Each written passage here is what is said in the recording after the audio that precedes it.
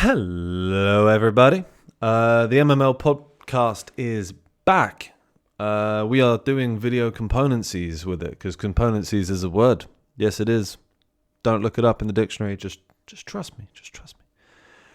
Yeah, this is what I've got. I've got camera, mic, TV, and this is how I'm going to do it. Believe me, I spent the best part of about 3 weeks trying to figure out how I was going to integrate a video format onto this podcast, and this is the best I came up with.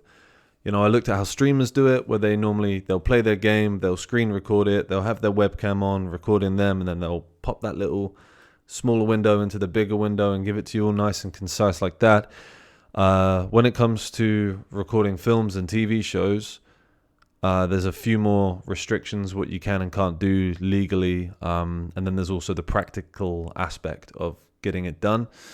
It was difficult because my laptop it doesn't matter. Basically, this is the best you're going to get for now. If anyone wants to suggest a different way I can do it, please do, but I've tried a bunch and this is what we're doing. So again, if you're audio only, I will still... God, I'm breaching the shite out of this microphone, aren't I? If you're still audio only, I will do my very best to fill in the blanks of what you can't see and what I'm analyzing and describing and talking about with the audio. But jump on the YouTube channel as well, where we're going to have this video integration on there. So it's just a better listening and viewing experience all around. So without further ado... You're not going to be able to hear any of the film that I'm watching. It's going to be video only for you. And to be honest, it's going to be mainly, pausing still shots and whatnot anyway. So I wouldn't worry too much. That's mainly for legal reasons, so that it doesn't get taken down off of the internet and I don't get sued and I don't have any money. Also as well, this is all me. I'm doing everything here. I'm doing the audio and video, and the audio editing, the laptop shit, all the analysis. It's all me. So if it's a little bit slapdash and a little bit, I've seen better on someone else's channel. Good for them. Good for them. But this is what I've got to deal with, and this is what I'm producing. So I'm doing it all for free as well. So send me money and it might get better. Without further ado, I've said for a long time I wanted to do a Tarantino movie. So to bring the MMLP podcast back into your lives after taking a wee break, we're going to kick things off with With Quentin Tarantino's directional debut, Reservoir Dogs. One of the best crime films ever made. Is it the best directional debut ever done? I would probably say it is. Some people would probably disagree. But what else are there? What other good directional debuts are there? Memento by Christopher Nolan? Is that up there? What else we got? If you can think of any other amazing directional debuts. Scorsese, Mean Streets. Yeah, that's up there. Sorry, I'll try not to slurp and gulp into the mic. Anyway, we're 4 minutes in, so let's go in. All right. Oh, yeah, and the burps are back in full force, by the way. Burping and farting, sneezing, coughing.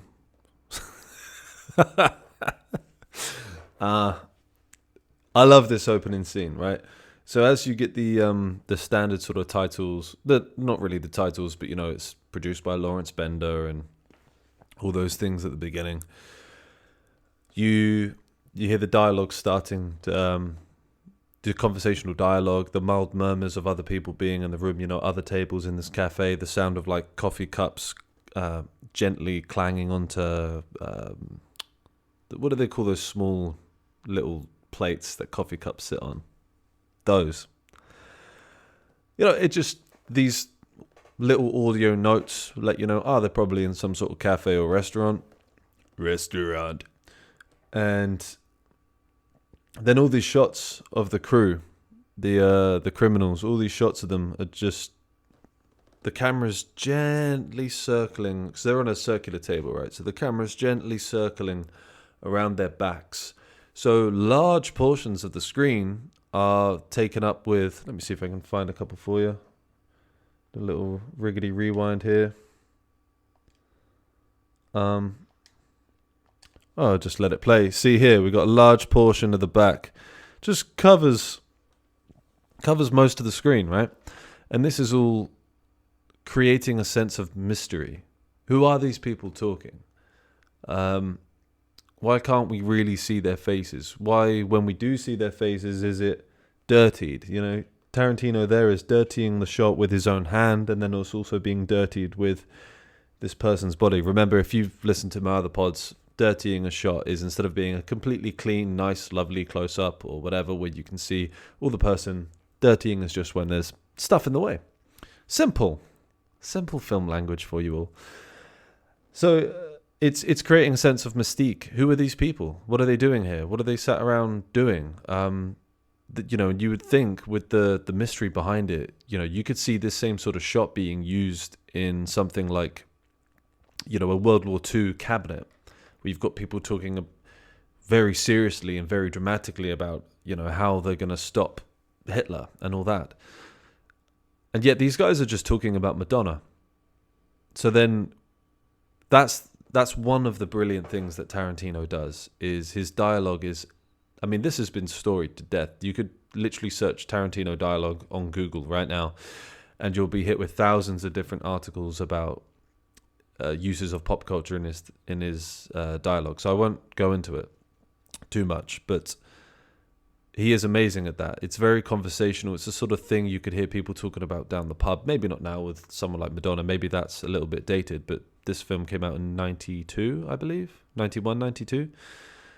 So, but it just makes it relatable for the audience, because you're like, oh, I like Madonna. Yeah, I did like Papa Don't Preach. Yeah, True Blue was a bit, you know, it's that. But then the specificity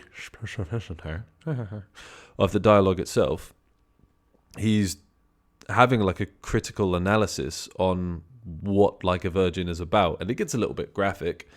So maybe that says something about Tarantino's character, Mr. Brown. Maybe he's a little bit, you know, not, what's the word? It's a bit derogatory towards women and things. Anyway, we'll move on.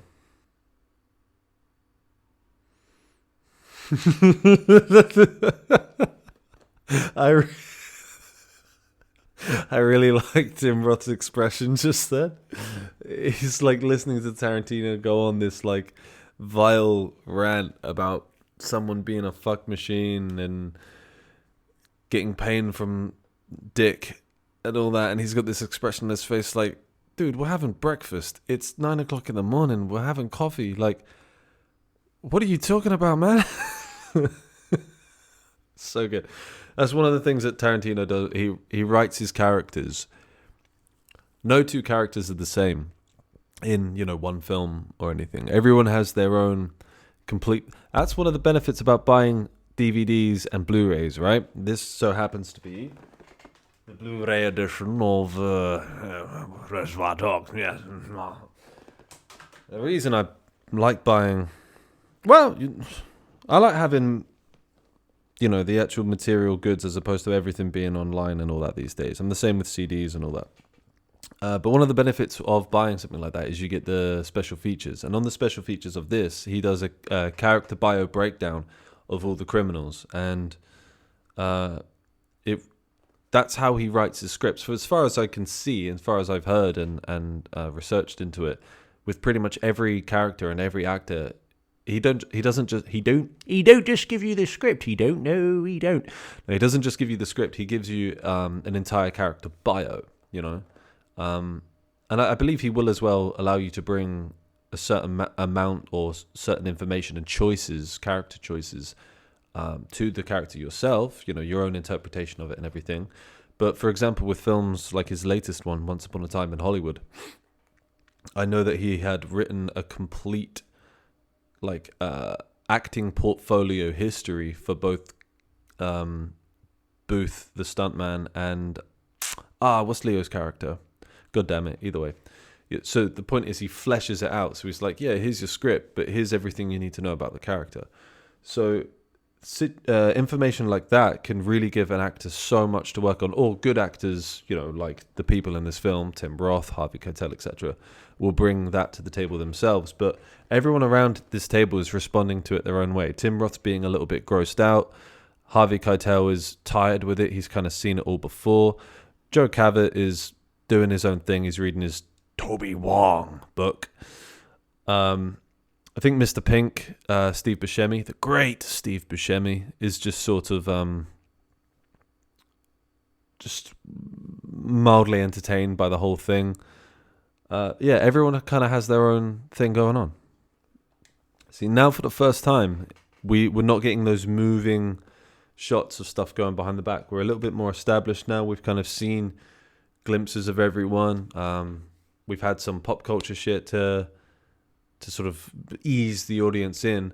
And now we're going to start seeing a little bit more about what these characters are like, what pushes their buttons. Don't forget, you've got not, how many is there? Eight guys? 7 guys? Either way, there's a bunch of guys. They're all criminals. They're all going to be a little bit, egotistical and alpha, and, so if something's annoying them, they're going to step up and say it. So again, that's brilliant character writing from Tarantino. And now we're moving on to these still shots where, we're done with that moving behind the back in a constant moving camera, creating that sort of aura of mystery and things. Pardon me. Now we're getting straight into actually seeing people a little bit more. We're in their world now. I was wrong. We're back on those moving behind the back shots and that kind of thing, moving around the table. It's like we're from the other customers' tables. We're not supposed to be privy to this conversation. This is something else. And maybe that still shot, or that sequence of still shots just then, where it's focusing on Harvey Keitel having to go at Joe for annoying him, talking about his book constantly, and then Mr. Blonde interrupting and saying, "Hey, want me to shoot this guy?" And then Harvey Keitel's, "You shoot me in a dream. You better wake up and apologize," and all of that. It's just for that, just for those moments like that where there's a little bit more confrontation. Confrontation is very important in scenes because it sort of drives them forward a little bit. If you have a scene where everybody's always on the same page constantly, and there's if there's no conflict between the characters, or the characters trying situational conflict, right? So characters trying to achieve something, like say you could have 2 characters trying to solve some sort of riddle or puzzle together. That's situational conflict, so that works. But if you don't have that, then the characters have to be conflicting with each other. Otherwise, it's really boring. I mean, you don't have to have that all the time, but most sort of stories or screenplays and things will. One of the big rules is, there needs to be some sort of conflict in there somewhere.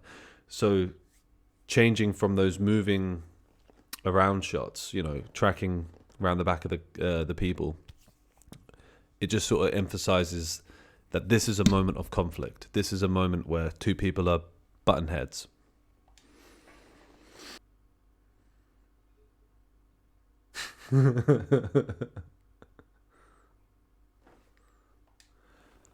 Spoiler alert, foreshadowing with the psh, right?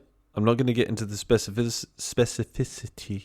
I can never say this word. I'm not going to get into the specificity of, sorry for making that noise, of who shot who or who shoots who.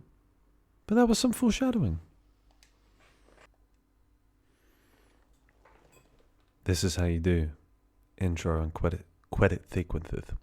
Let's try that again, shall we? Jesus Christ, I can't fucking speak. That's how you do intro sequences. So it's such a weird transition. It confused the hell out of me. So you have the whole crew finishing up their breakfast, and as it starts to fade out and they all get up, you have that K-Billy's Super Sounds of the 70s Weekend radio host, the most monotone radio host you'll ever hear. He's the one that goes, That was K Billy Sound Super 7, all that shit, right?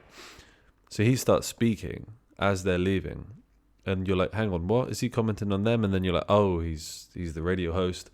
And then as the credits start to roll, we get that Little Green Bag song by the George Baker Selection. You know, boom, boom, boom, boom, boom, boom, boom, boom, boom, boom, boom, chicka. That one. That starts playing as we get this. This is some good shit. It's just stylistically bliss. This is just style, panache. The costume choices, you know, everybody in black suits, white shirts, black ties, before Men in Black did it. This is just effortlessly cool. And everyone gets their own little, you know, not quite a talking head moment, but their own little, there's this guy in this film, this guy's in this film, this guy's in this film.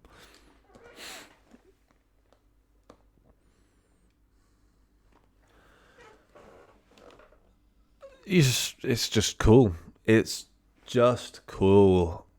The coolest goddamn thing.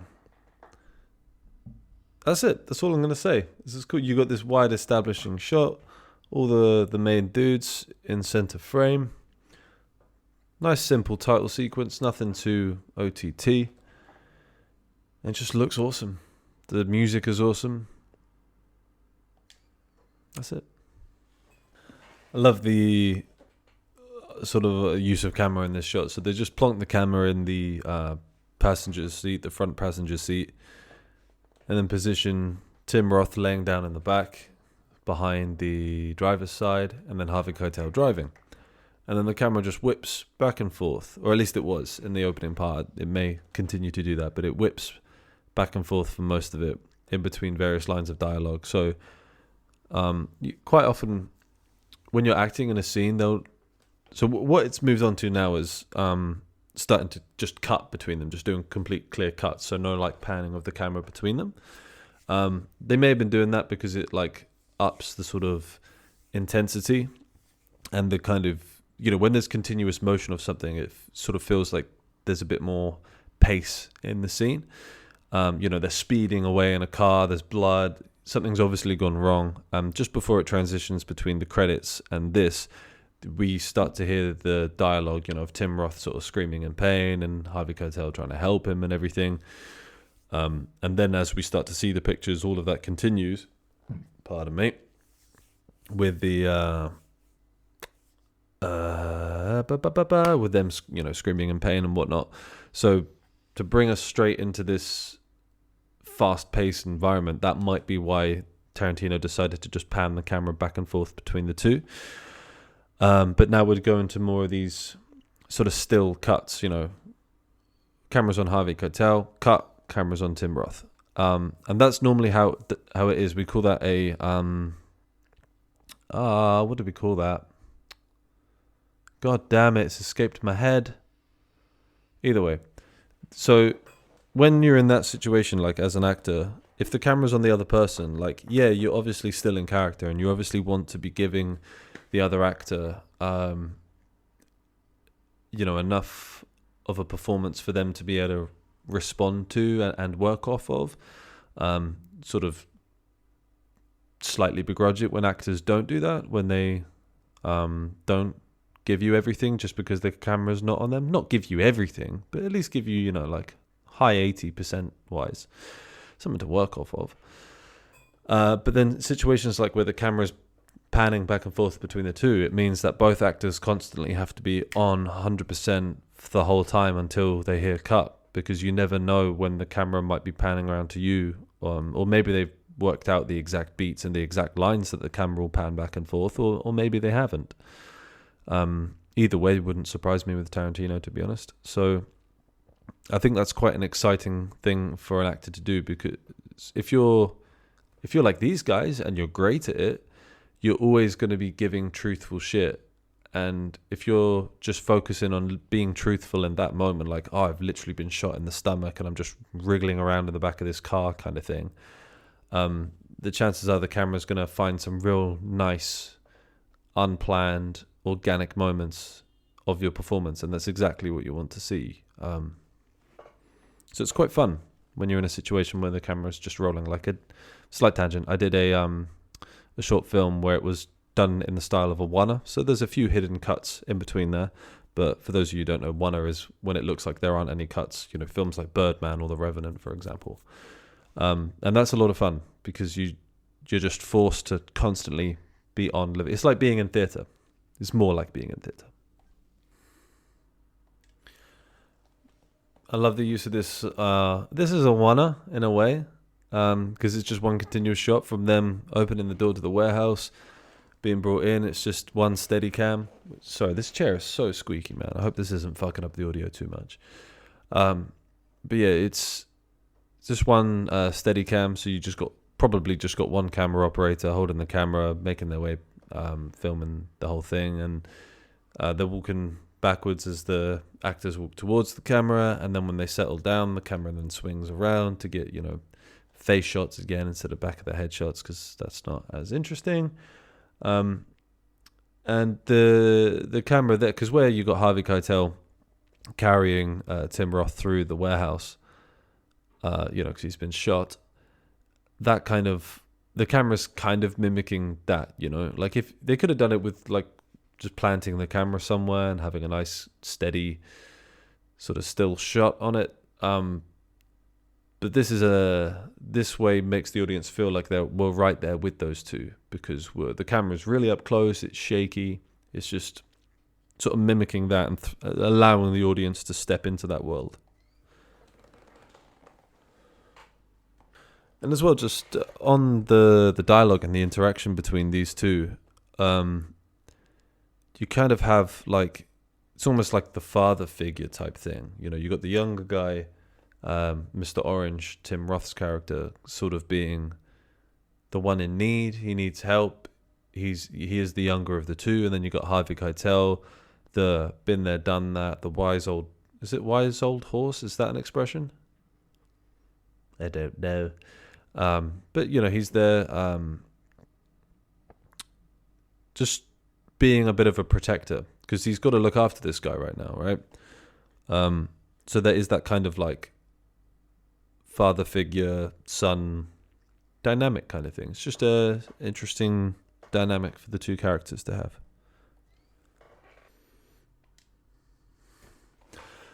Look at the intensity in Tim Roth's eyes right now. This is such a great performance from Tim Roth. So like, from an acting and sort of directorial point of view here, in terms of just what do you want the actors to achieve in this scene to drive the story forward, right?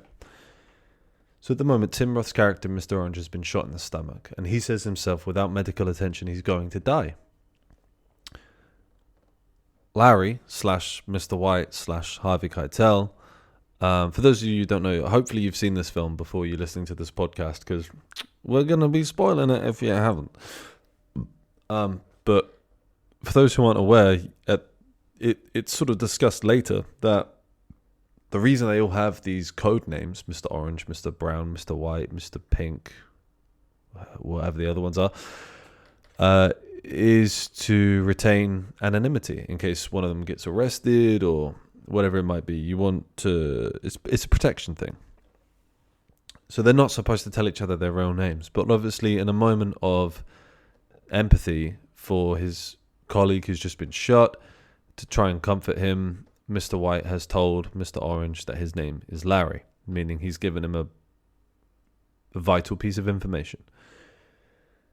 Mr. Orange knows that he will die if he doesn't get medical attention, but he can't get to the hospital himself, and he knows that Larry, Mr. White,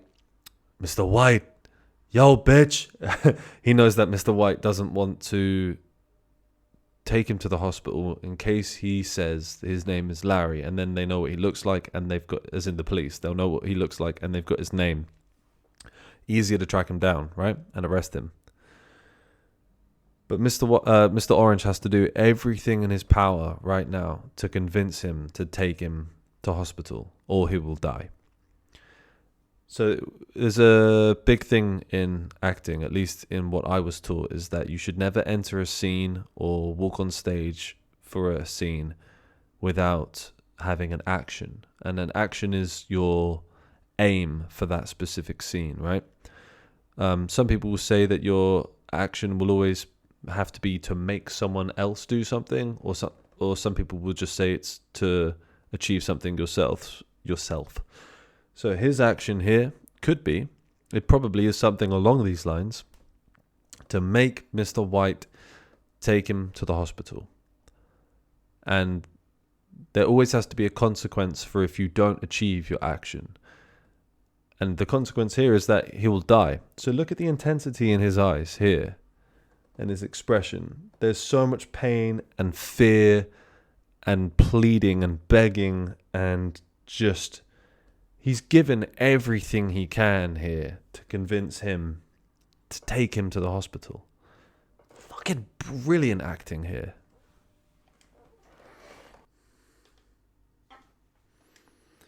Again, just real simple camera work when we're looking, because those two are sort of laid down. You know, Harvey Keitel's comforting Tim Roth. Mr. Pink's just stormed in. Again, a great example of a character walking in with what we call previous circumstance. So previous circumstances, where was your character immediately before either action was called on your scene, or immediately before you walk onto stage, or whatever it might be. And he comes in fully loaded. He storms in, he kicks open the door. We hear it bang with the audio editing or whatever. Hear it bang, storms in. Was that a fucking setup or what? Like, he's coming in hot. And he's sweaty. He's out of breath. You know, his hair's all disheveled. It's apparent this guy has literally just come from somewhere. And brilliant. And then, the angle is just looking up at him, looking down on them two. Just creates those nice levels.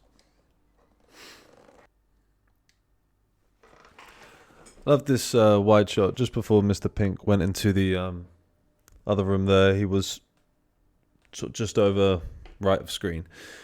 And it's kind of the first time we've established just kind of what warehouse they're in, or what hideout warehouse, whatever. It's the first time we've kind of seen what it is. But look how it's lit, right? We've got this big sort of cold light in the front that sort of goes up this wall and partially up that ramp. Very cold, dark colors. Not a nice place to be bleeding out and almost dying. Over in the corner, very dark and shadowy, a bit sinister. You know, all the paintwork and everything is haggard, needs another coat. Got these chains hanging down. It just looks dank, dirty, nasty. Just brilliant, like mise en scène. I just wanted to comment on that. It's nice set. But this is the first time we've seen it. Everything else because normally you establish where the characters are first. It's kind of typically you do an establishing shot or something. But yeah, in this one, it's all been close up, right there with the characters, riding the waves of the characters' emotions and everything. And this is the first time we actually see the environment. I wasn't going to talk about this because I'm already like so far into the podcast and only like 17 minutes into the film. But we have that shot where it starts on just some inanimate object in the, I don't know, back room, shower room, toilet room, whatever this is. And it just just tracks across sideways into this sort of hallway corridor shot where for ages it's only Harvey Keitel in frame. Mr. Pink was around the corner a little bit, but we can hear them talking. And it sort of just makes you feel like we're eavesdropping on a conversation, because they just left Mr. Orange out there in the main warehouse, and Harvey Keitel was like, hey, you, in the other room, let's go talk in the other room. So they are having a private conversation. So having the camera hang back and not get involved in the room with them, or, you know, right up in the conversation with them, just sort of helps us be on that sort of eavesdropping into a private conversation type feeling, emotion, whatever. You get the point I'm making. If you don't, well, figure it out.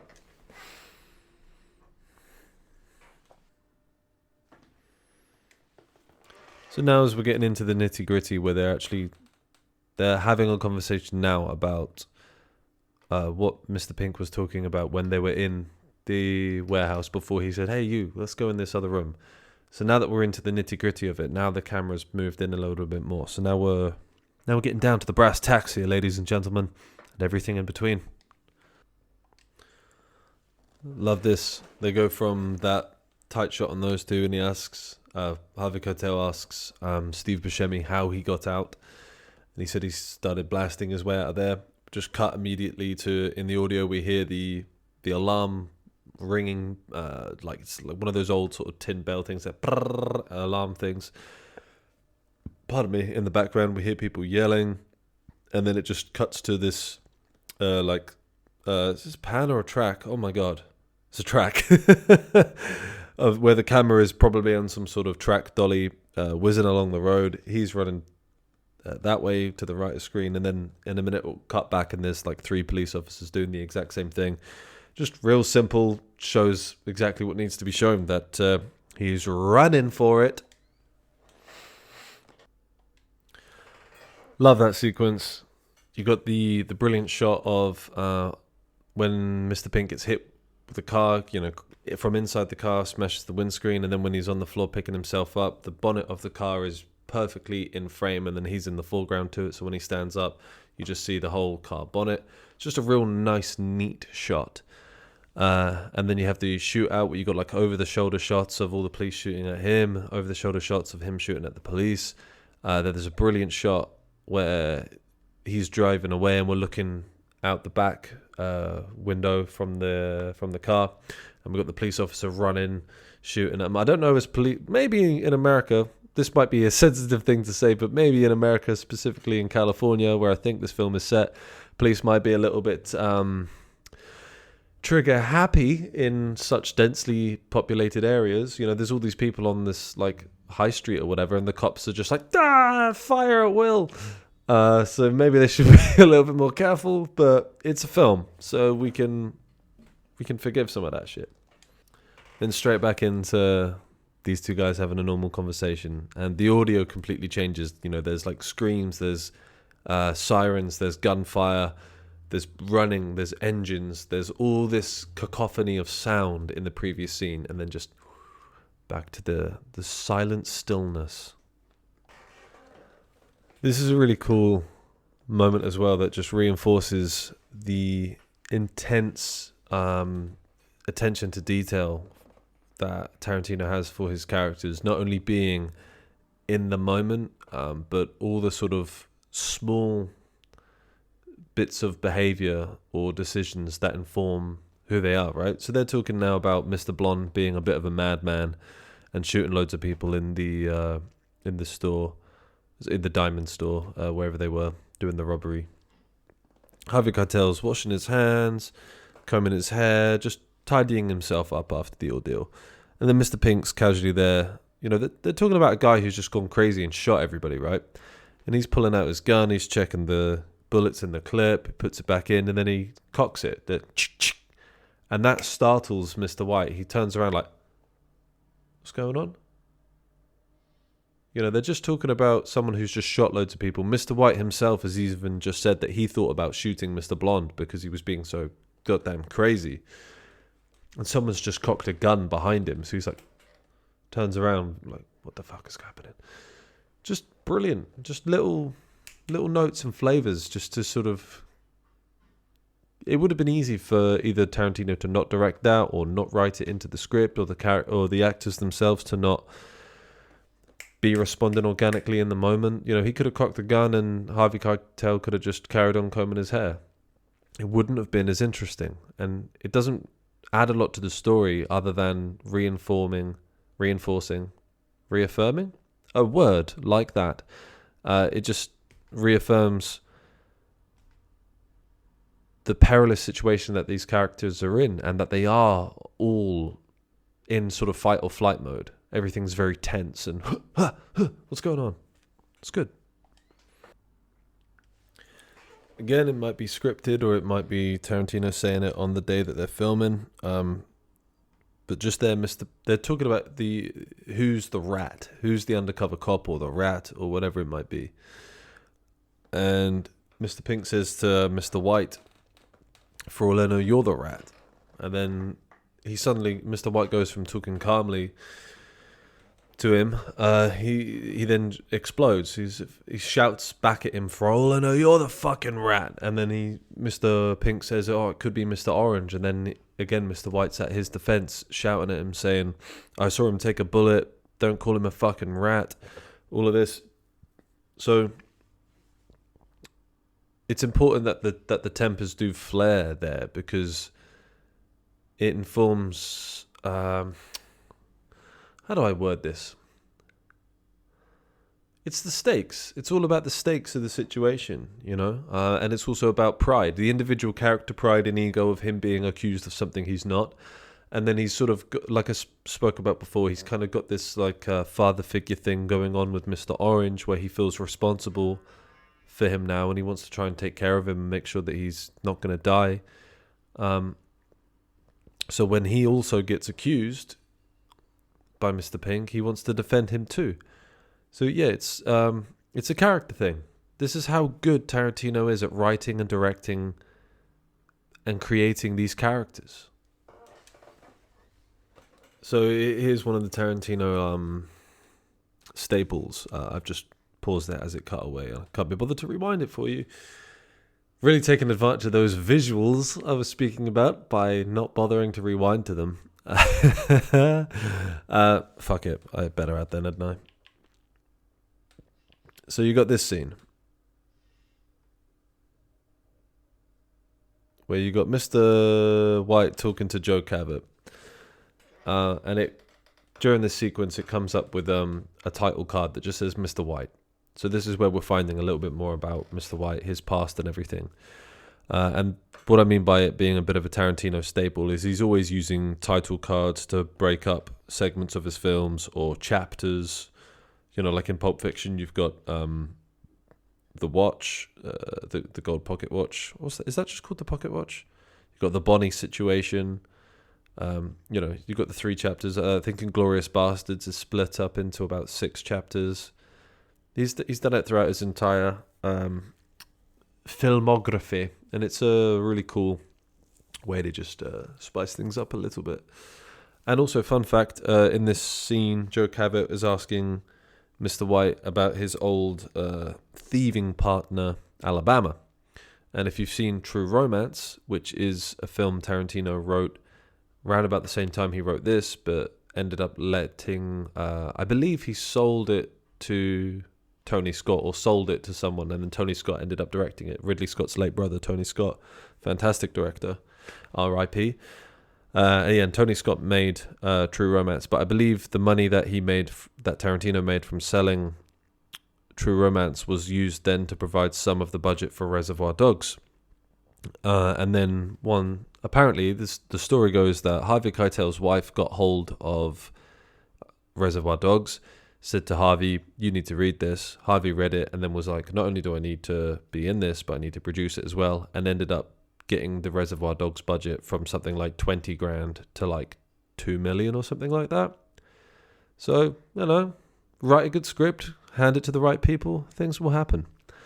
Either way, so the Alabama that he mentions, in True Romance, the 2 main characters that go on, a Bonnie and Clyde style escapade over the country are Clarence Worley and Alabama.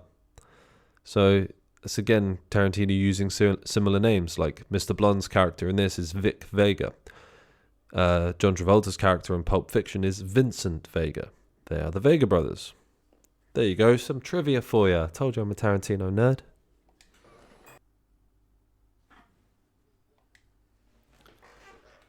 This is such a great shot, right? So they're discussing the situation again, the fact that Mr. Orange might die from his wound. Mr. Pink's bringing up points like, we shouldn't be staying here, we should go to a hotel. Why isn't Joe, the main boss, and everybody else, why aren't they all here? It's making him nervous.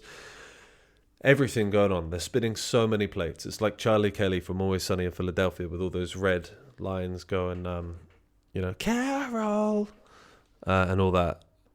So many things juggling, and this shot starts way further back. It's just Harvey as a mid shot, waist up, Harvey is a mid-shot, and it zooms in gradually, as Mr. Pink is off screen in the background talking.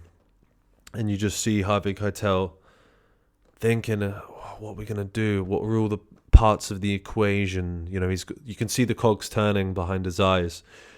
And the camera just zooms in, which is like really bringing us into what's going on in his mind, what's happening beneath the surface. It's just a great way to show that to the audience, you know, that he's thinking. And the tension of his thought is rising, or maybe he's getting closer to figuring it out. Just a real simple but real effective camera setup.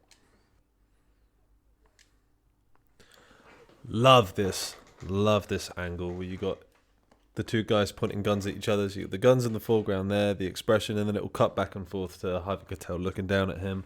Just, how is that for an image, man? Just good filmmaking. Boom, look at that. So like I was saying before about the cold lighting. This film would work so well on stage, right? Because quite often in the scene just before this, a lot of the camera was that steady cam, sort of shaky movement, just following the actors around, not a lot of cuts, just being there in the moment with them.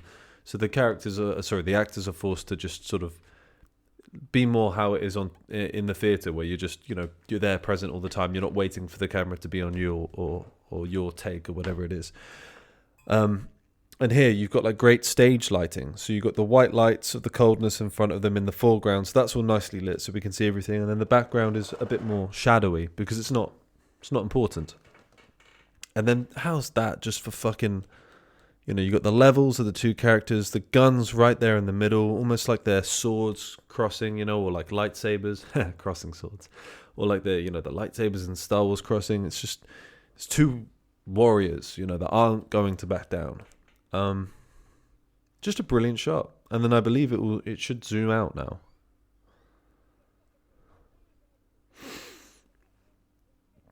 Yeah. So this gradual zoom out, especially as we have Mr. Pink raising and yelling and slightly kicking his feet out and everything, like there's a lot of emotional tension coming from him. And then Mr. White is just cool, calm and collected. He's not moving, he's not wriggling, he's not shaking, he's not yelling, he's just staring down at him. And with this camera pulling back slowly, the first time I watched it I was just like, oh, he's going to shoot him, as in Mr. White is going to shoot him, because it's, you know, that what's the expression, it's not all bark and no bite, but it's something about like the one who's mouthing off is usually not the strongest one. It's the quiet ones you have to watch out for. They're normally the dangerous ones. So I just thought that was going to be the case, that White was going to shoot Pink. And this slow track back is sort of, it's almost like the audience is, you know, when like a fight kicks off or something and you take a step back, you're like, whoa, I ain't getting involved in that. You guys sort that amongst yourselves or whatever. I feel like it's kind of the audience just sort of letting themselves out the back door, just, yeah, I'm just going to walk away before he shoots him. You know, at least that's what I got from it. It might just be a cool way that Tarantino decided to establish that Mr. Blonde has entered the room. Mr. Blonde has entered the chat. Because he does. See? Mr. Blonde's in the frame. Bah! And again, it's still marvellously staged. That's such a great shot. Again, that's lit all cold because he's the cold, callous, psychopathic killer that they've already been speaking about, who shot all these innocent civilians during the diamond heist. And then this is lit a bit more orange, but just the gun in frame. That's such a cool decision to just have the gun in frame here like this. I don't know what it shows other than he may shoot him. Does it need to say more than that? Probably not, but it's just a good frame. One of the coldest lines ever written. Are you going to bark all day, little doggy, or are you going to bite? Tarantino's a wizard of dialogue. I just want to comment on Michael Madsen's characterization of Mr. Blonde. Like, although, yeah, he's a psycho, And it's quite apparent that he's a psycho and he's a murderer and he's a ruthless killer and all that. Not once does he ever play up to the like, oh, I'm crazy. He doesn't do any of that shit. He's just really... So in my drama school, drama center, before it closed down, say my drama school, I went there. It's not my school. But before it closed down, one of the big practitioners or components of it was Yap Malgrim, which, just to quickly tell you about that, pardon me, it's movement psychology. So, some characters are a bit wiry and quick. We would probably call that, quick flicks and slash movements and stuff. You can Google this shit. I'm just going to tell you briefly what I mean by, I'm not going to tell you what I mean by flicks and slashes and stuff. You can Google that shit.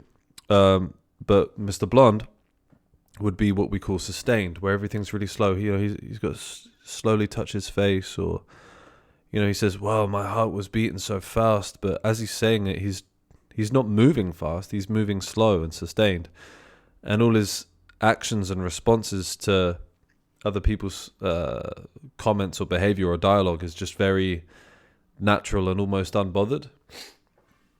Like, he's not, although they just nearly had a fight, he's not bothered about giving any bravado off. Like Harvey Keitel says, when he says, Blonde says, I've got something in my car, you should come and see. Harvey Keitel says, did you forget the fries to go with the shake? And then Blonde just laughs. He's like, yeah, that was funny. And then he's like, no, I had those already.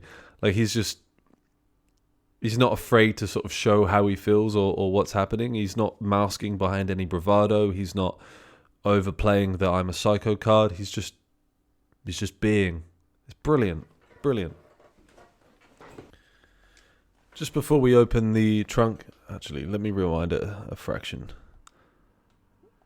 This might either be brilliant attention to detail for Tarantino or Harvey Keitel, or maybe the costume department or the makeup department or a continuity. Someone has said very astutely that he's got blood on his white shirt from looking after Mr. Orange. They've just walked out into the public. So what has he very cleverly done? Buttoned up his fucking blazer, mate. Clever. Good attention to detail. Because I guarantee you, if he hadn't done that, there'd be people going, he's in public with blood everywhere, and it would just, it's just, the attention to detail in the filmmaking. So good. So good. And another Tarantino staple, he would call it a trunk shot. But I'm not American, so I'm going to call it a boot shot. The shot from the boot, looking up at people or a lamppost or whatever. But it's in every Tarantino film, I think. It happens in Kill Bill when she's got Sophie, which is the Crazy 88. One of them, she's involved with the Crazy 88. And Lucy Liu, she's Lucy Liu's right-hand woman. When she's got her in the truck, there's a boot shot there. There's a shot in Inglourious Bastards. Fuck it. There's one in Jackie Brown when Chris Tucker and Samuel Jackson are looking down into it. I won't name them all because it'll be boring. Love the framing of this shot. They're in the office. They're having their reunion. Vic Vega's just come back from prison. We've had a few shots already where we're inside the room there, and it's not quite symmetrical. You'd maybe have this, because there's always a lot of symmetry in films and things, but I think it's more the layout of that particular room that doesn't quite allow it than Tarantino not executing on it. But it's very nearly symmetrical, which always looks nice on screen. And the fact, I don't really know what it would establish, but it's just a nicely framed shot, and that's what I'm going to say about it. Pick the great moment to pause there on Chris Pine. The late great Chris Pine, ladies and gentlemen. Sorry, Chris Pine. Chris Penn. Good God. Sorry, let me take that again. The late great Chris Penn, brother to Sean Penn. Sadly passed a few years back, but wonderful actor. Wonderful actor. Also features in True Romance, the other Tarantino movie I was just talking about. Yeah. So in this scene, they're talking a lot about how they're gonna help Michael Madsen's character out, Vic Vega slash Mr. Blonde, how they're gonna help him out after he's done time for them in prison, taking the rap for one of the other jobs they did, and that becomes an important plot point later on. And so while all the niceties and stuff are happening, there's a lot of wides, a lot of mids, and then when Vic Vega asks them something a bit more important, like when can he come back to work for them properly? And when he says properly, he means doing criminal shit, right? That's what he wants to do with them. Then we start getting more close-ups on Chris, on Joe Cavett, and on Vic Vega. I think Vic Vega has pretty much always had close-ups in this one. But so when the stakes of the conversation increase a bit and the niceties and the sort of casual conversation flow pass and we get to the nitty-gritty, then we go from the wides to the closes. It's just a way to sort of keep the scene interesting, but also let the audience know the stake changes. I love this scene with the cuts between Nice Guy Eddie on the phone, getting sort of more and more irate, trying to resolve the situation, trying to get his dad, Joe Cavett, up to speed on everything. And then the clip just before that, where you've got the three guys, white, pink, and blonde, beating up this poor police officer, Marvin Nash. And all the time you've got that song in the background. I can't remember what it's called, but it's the one that goes, I gotcha. That one. Yeah, it's a fun scene despite the assault on the police officer. Let's just go back to that real quick, right? So we got that nice shot. It's the same shot used when Nice Guy Eddie walks in. Nice big establishing shot. You got all the players and get there. Mr. Pink was about here earlier, so you got all the players in the scene. And then we got a few scenes a few cuts back here where they're having it out with each other, sort of shots like this, where these guys are telling Nice Guy Eddie, we've been set up, blah, blah, blah. And then it's got close-ups on Eddie, where he then basically sort of says, what? No, we're not. Like, where's your proof? X, Y, Z. And all these shots aren't quite extreme close-ups or anything like that until Mr. Pink's there. That's the first close-up or extreme close-up on anyone other than Nice Guy Eddie in that situation. And that's just, again, a reflection of the emotional stakes in this particular scene. As things get spicier, the camera gets closer. What a great shot. So we're back on that sort of establishing shot where everybody was in the room. They've all just filtered out. And then straight away, Blondie's attention turns to Marvin Nash, the poor unfortunate police officer. And the room is suddenly quiet. There's no people talking. There's not a lot of, atmospheric noise in terms of traffic or dogs barking or whatever it might be. Just a eerie quiet for the foreshadowing what's about to happen. So as Vic Vega was walking towards camera, then we got pretty much a close-up on him, just camera walking backwards, taking it all in, and then another shot on Marvin Nash as the camera is moving slowly towards him, which is reflecting Vic Vega walking towards him. Real simple stuff, but that movement towards him kind of builds this sense of impending, like, what's Vic Vega gonna do to him? Because we already know, it's been well established in the story that he's crazy. So it's a hilarious bit of characterization. I say hilarious. It's really like sinister to laugh about anything to do with this scene. But Marvin Nash says to Mr. Blonde, even your boss said there wasn't a setup. And then Mr. Blonde's like, hey, I don't have a boss. No one tells me what to do. And he slaps him in the face. And then after Nash apologizes, all right, yeah, you don't have a boss. Mr. Blonde then realizes he's got blood on his hand and blames Nash for it. He goes, what's this fucking shit? And like wipes it on him, like as if it was his fault that he bled on Mr. Blonde. Just a really funny bit of like characterization and opinions. When you're an actor, you have to have an opinion. Your character, in a scene has to have an opinion on stuff. Otherwise, they can't respond to things. I can't be bothered to expand on that point if you didn't understand it. Brilliant close-up there as he puts his cowboy boot. Again, a nice bit of characterization. That may have been Tarantino, or the costume department, or Michael Madsen himself deciding that his character wears cowboy boots. So he plonks his boot up on... plonks his boot up on the counter. We'll get a close-up of it. See the texture of the leather and everything. Pulls a barber's knife out.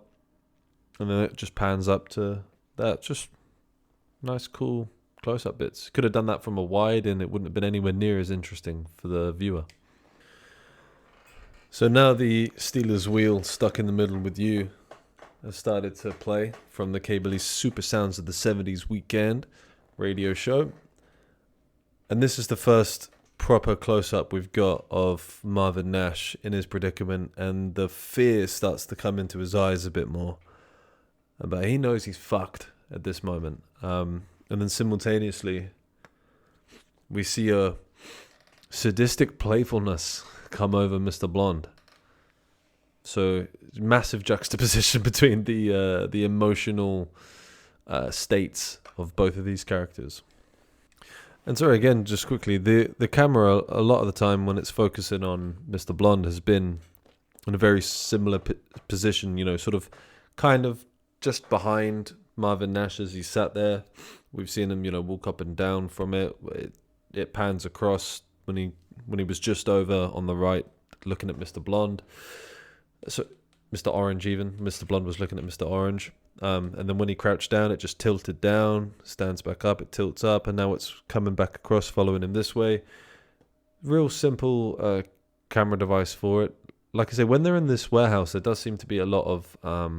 either Steadicam or camera sort of staying more or less in one space, a few cuts here and there, but simple yet still effective and very reminiscent of how I think stuff would be shown on a theatre. They're not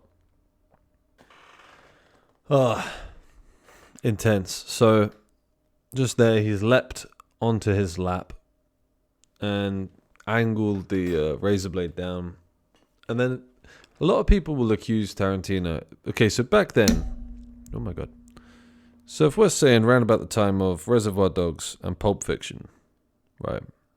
A lot of people were saying, even just with those two films released, that Tarantino is really, really violent, loves his violence. And yeah, you can definitely say that now. I'm not going to get into the debate about,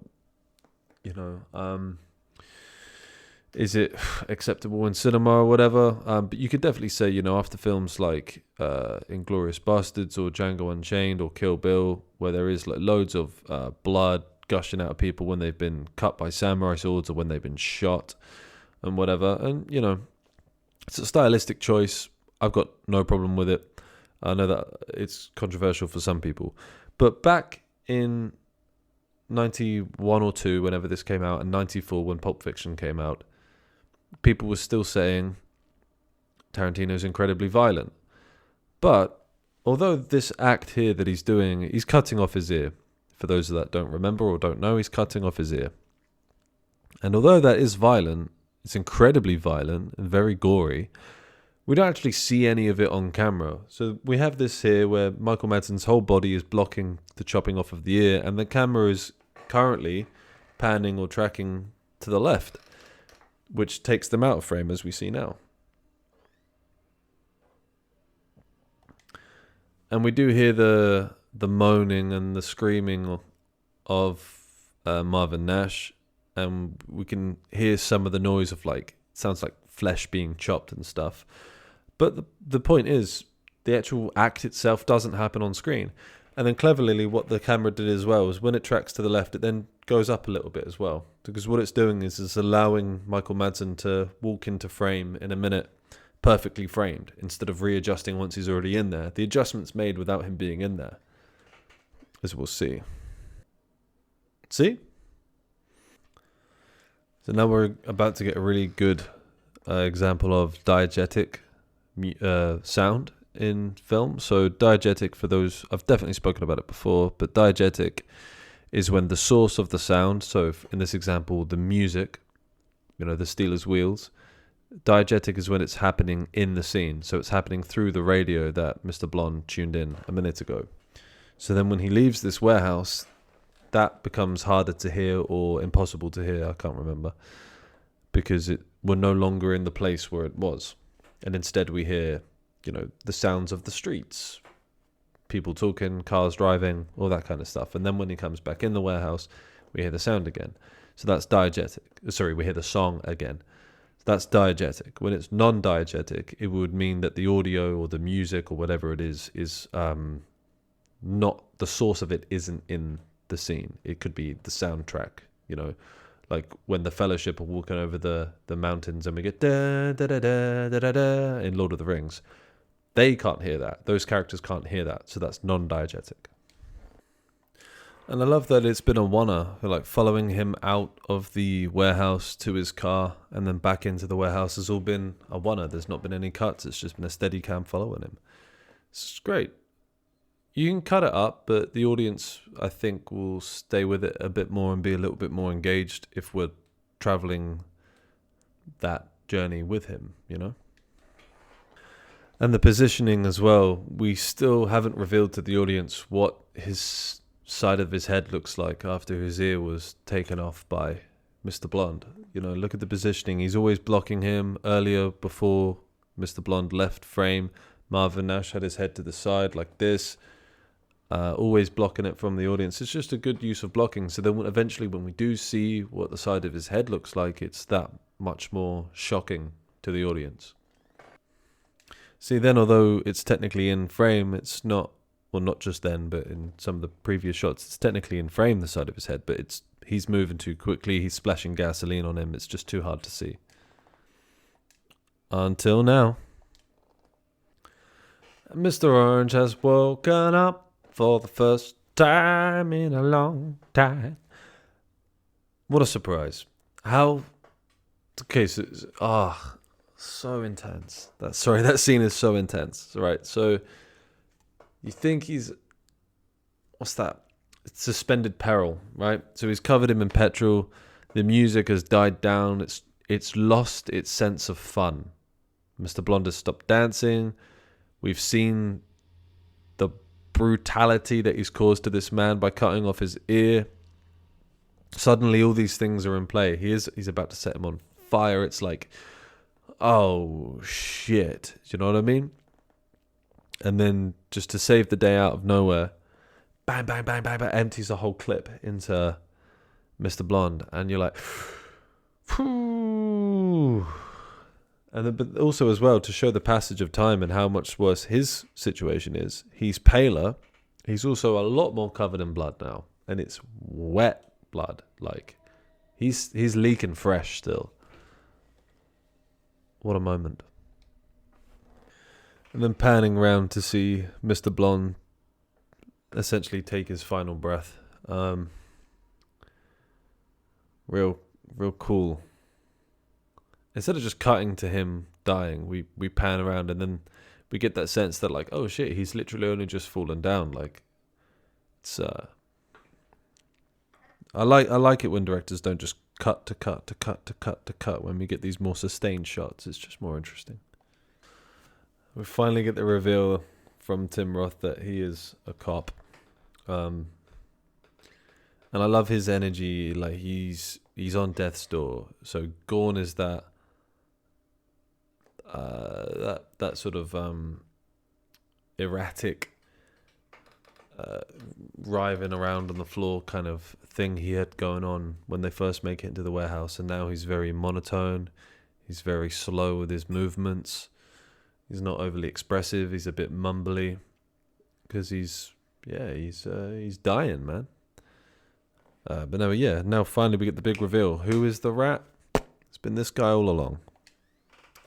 Here, you see this. You see how we've got Marvin Nash's side of his face is in focus, and at the same time, Freddy's in focus, and then the middle is blurred. It's out of focus.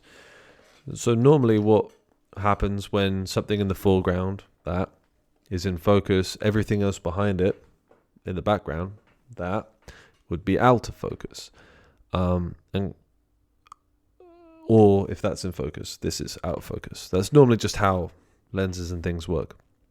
But I believe what they would do in situations like this is there's a small disc that you place over the camera lens that allows two things simultaneously to be in focus. I'm not quite sure how it works or why it works, but that is a way that you can do it. But you get that smidge in the middle where the middle is out of focus. But it's just nice because it allows for a nice shot like this where we've got both people. So we're forced to sort of focus on both people, because it's normally if one of them is completely out of focus, then your eye just goes to the one that you can see clearly. Just a bit of film school for you. Don't say I don't do anything for you. So I love the framing of this shot. This scene. A lot of anything on Tim Roth has just been low down here, held steady. I don't know if that's showing that they're on a roof somewhere, so I don't know if it was done with the ideas to sort of show that they are on a roof, but also they're undercover cops, so sorry, that's a good stretch. So they might be on a roof to get a bit of privacy, because they wouldn't want one of the criminals to see them talking, because then it could blow their cover. But yeah, something he says when he's basically getting this guy, I forget his name, is getting Mr. Orange to learn a funny anecdote for the purposes of, his undercover business. It helps for him to have a fleshed out history of being a criminal, just so that he's more convincing as a criminal to, Joe and Mr. White and everybody. So, but he says to learn those lines, you just got to keep saying it and saying it and saying it and saying it. And that's exactly how I learn my lines. Whenever I get a script or anything, I have to say all the lines like at least 100 times, sometimes 200 times. And then I think it comes a lot more naturally to you then. So yeah, it's like spot on. You can tell that Tarantino did actor training and stuff. He actually did. I think he trained to be an actor and ended up, becoming a sort of mainly writer-director, but also does a bit of acting as well. Obviously, he's in like all of his own films and stuff. But yeah.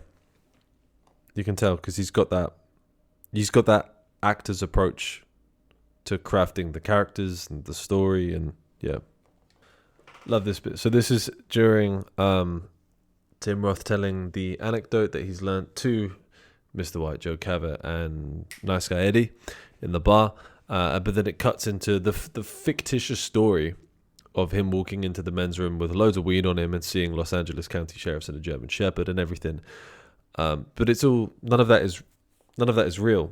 They just throw it in there because it's visually more pleasing. So then we get this cool thing where Tim Roth is in storytelling mode to the guys in the bar, but it's staged under as if he's walked into the bathroom. So the sheriffs are still looking at him, and he's saying about how he felt at the time. I want to take up, and then while he's doing that, the camera is just tracking around him, which sort of shows the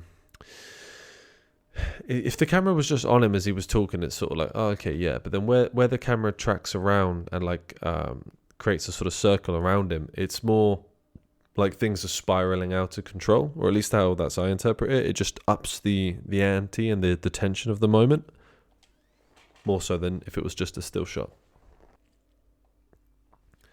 So this bit is just a real interesting use of sound. They punctuate the end of that officer's story with this jet engine sounding hand dryer in the men's room there.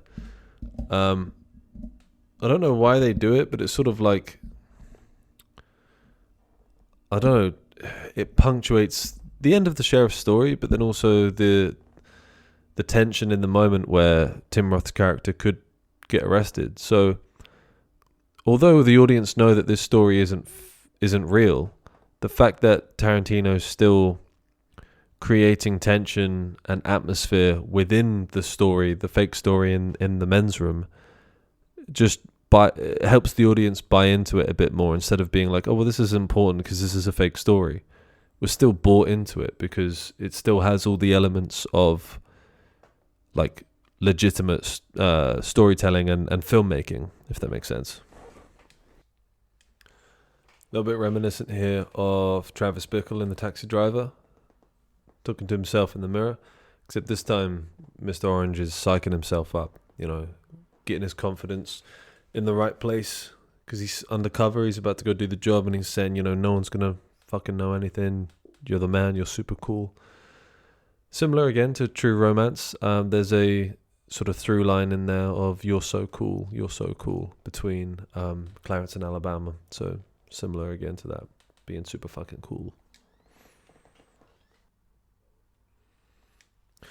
So just quickly on this one, it's like the first time we've got all the crew together since the opening sequence where they're sat around having coffee.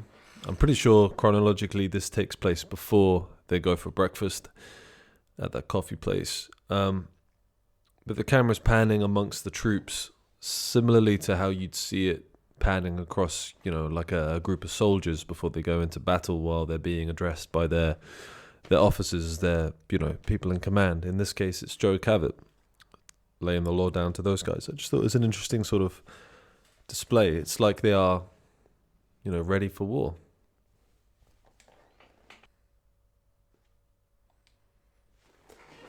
Holding on that shot there to get Tim Roth's reaction to just shooting a civilian when he's a police officer is. They have to hold on that. If you skip over that as a director and don't give that time to resonate, then what are you doing? You have to, and the fact that they do is good. And like I was talking about in the opening, where the camera was panning between the two of them this time to catch us back up to, at this point we've seen the whole backstory of Mr. Orange, being an undercover cop and everything, how he got shot. So now it's catching us up into the stuff that we have already seen in this film. But instead of, because it's his chapter, it's the Mr. Orange chapter, this shot is just on him instead of the one that it was in the previous, at the start of the film, where it was panning back and forward between both of them in the car. So the classic Tarantino Mexican standoff. I say the classic Tarantino. He didn't invent Mexican standoffs, but he has them, like the trunk/boot shots in pretty much every single one of his films. And here we have it now. Beautifully staged, foreground, background, midground, whatever, but just fucking boom. Great shot. To his credit, in this, Mr. Pink has probably been the only consistent professional. He's not gone crazy and killed everybody. He's not acted irrationally. He's not formed an emotional bond with someone to his detriment, like Mr. White did with Mr. Orange, or Eddie just did there defending his dad. He's just been, hey, let's not get crazy and try and shoot each other, act like fucking professionals. And I'll talk about it now. But it's ambiguous what happens to him, because he just leaves in a minute. Does he get in the car and drive away before the rest of the police turn up? Does he get caught by the police outside as he's trying to get in? I don't know. That's the point. If anyone ever played the PlayStation 2 Reservoir Dogs game, it's fantastic because it fills in loads of the blanks that this film doesn't. Like, what happens to him? And just as a slight tangent, there's a thing throughout it. Like, if you just go around shooting all the police and civilians and stuff, your psychopath meter goes up. But if you're professional and you take hostages and you subdue them as opposed to killing them and stuff like that, your professional meter goes up. And depending on which of those ones you are, at the end of the game, if you're a psycho, Mr. Pink goes down in a blaze of glory against the police. And if you're a professional, he gets away. I think he drops the diamonds on the floor and then gets away, or something like that. That might be if you're a career criminal, actually, which is like in between the two, psycho and professional. And if you're a professional, he gets away. Something like that. I can't remember. But it's cool. And there's loads of other bits in the film, in the game that you don't see in the film. It's really, really cool. So during this bit where Tim Roth admits to Larry that he's a cop, you can actually hear in the background there's a lot of commotion and stuff, which has always led me to believe that Mr. Pink doesn't get away. But there's a lot of time between Mr. Pink leaving the building and then the police arriving outside, which makes me think he must have got away. But I don't know. But it's very moving for... Sorry, I'm yawning. I've been at this nearly 3 hours. It's very moving for him to admit it to him, because they have that kind of father-son dynamic throughout this whole film. And he knows all the sort of effort that Larry's gone through to try and look after him, try and help him get medical attention or defend his honor from the other guys accusing him of being a rat or something. And it was all for naught because he was wrong, and Mr. Orange essentially betrayed him. So then we got the sound of all the police running into the room and saying, drop the gun, etc. And the camera's panned up to take Mr. Orange out of frame. But the last thing we saw of Mr. Orange was that Mr. White has got his gun like to his head. So now it's, does he get revenge on him and pull the trigger and then ultimately get himself killed, or what? It's just a real nice suspenseful sort of final frame. And bam.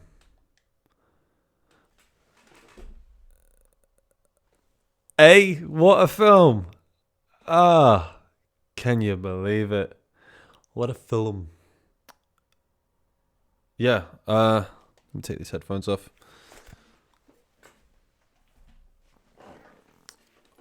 Tarantino's the man. I love him. He's the best.